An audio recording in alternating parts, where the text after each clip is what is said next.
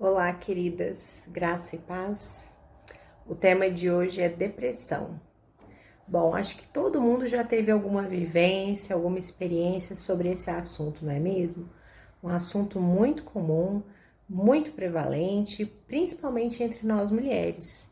É sabido que pelo menos 5% da população mundial feminina sofre com esse transtorno. E todo mundo sabe o que é ficar deprimido, não é mesmo? A gente diz às vezes, olha, eu estou meio depressivo, ou eu estou meio deprimida, que é marcado por aquele sintoma de tristeza, de angústia, sensação de que não é protegido, ou de que não está sendo cuidado, sensação de abandono, às vezes sentimento de inutilidade.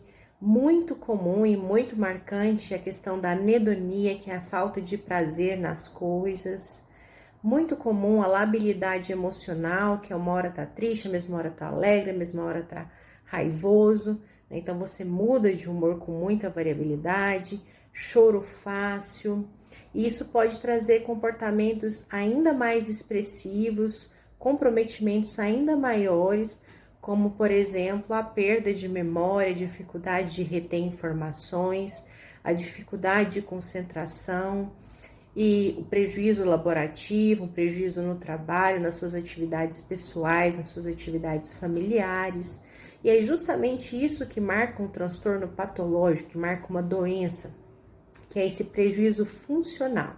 Porque estar se sentindo às vezes triste, ou às vezes incomodado com algo, é comum a todas nós. E não necessariamente isso quer dizer que seja uma doença. Então, como nós estabelecemos que é uma doença? Quando aquilo tem um impacto nas nossas atividades, quando aquilo tem um impacto social, quando aquilo interfere, prejudicando as nossas atividades habituais. Então, daí a gente pode estar diante de um transtorno psicológico, que é a depressão. Bom, e o que pode levar à depressão na população feminina? A gente costuma ver, assim, por exemplo, na TPM, né, atenção pré-menstrual, muitas mulheres ficam chorosas, muito deprimidas, algumas quando vão utilizar anticoncepcional isso acontece também.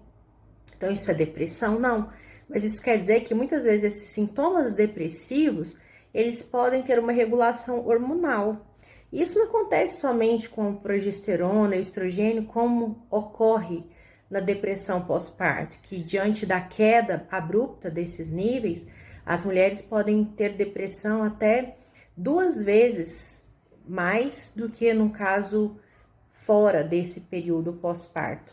Isso pode acontecer até 6 meses depois do parto. Então, não somente esses hormônios regulam, como também os hormônios da tireoide.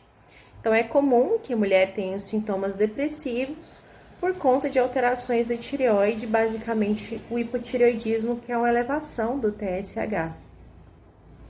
Entre outros fatores, na menopausa a gente também tem essas alterações hormonais que podem contribuir para essas disfunções de humor da mulher, né?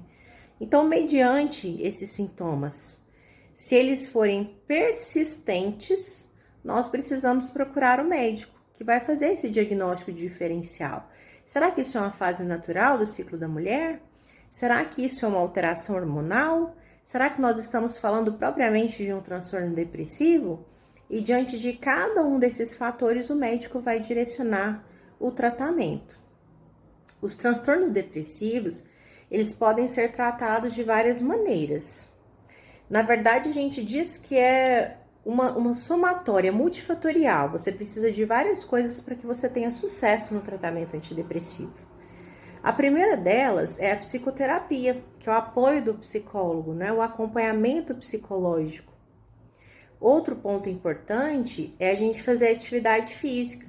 Já saiu um estudo recente dizendo que você fazer atividade física regular equivale a tomar 50 miligramas de sertralina, que é um dos antidepressivos mais potentes e de bom prognóstico que a gente tem, um excelente antidepressivo.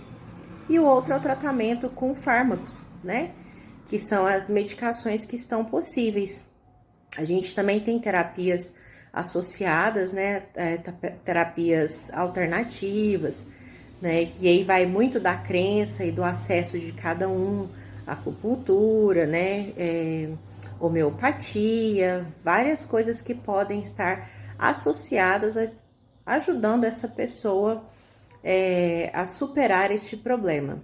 Nós cristãs sabemos, né, que em primeiro lugar a gente também tem que pensar sobre a nossa questão espiritual, né? Alguns estudos científicos comprovam, né, que a pessoa que tem fé, ela se recupera melhor. Então, a nossa fé, a nossa espiritualidade está intimamente relacionada com o nosso sucesso nos tratamentos, inclusive o tratamento antidepressivo. Bom, e o que podemos fazer, né, para a gente evitar tal problema?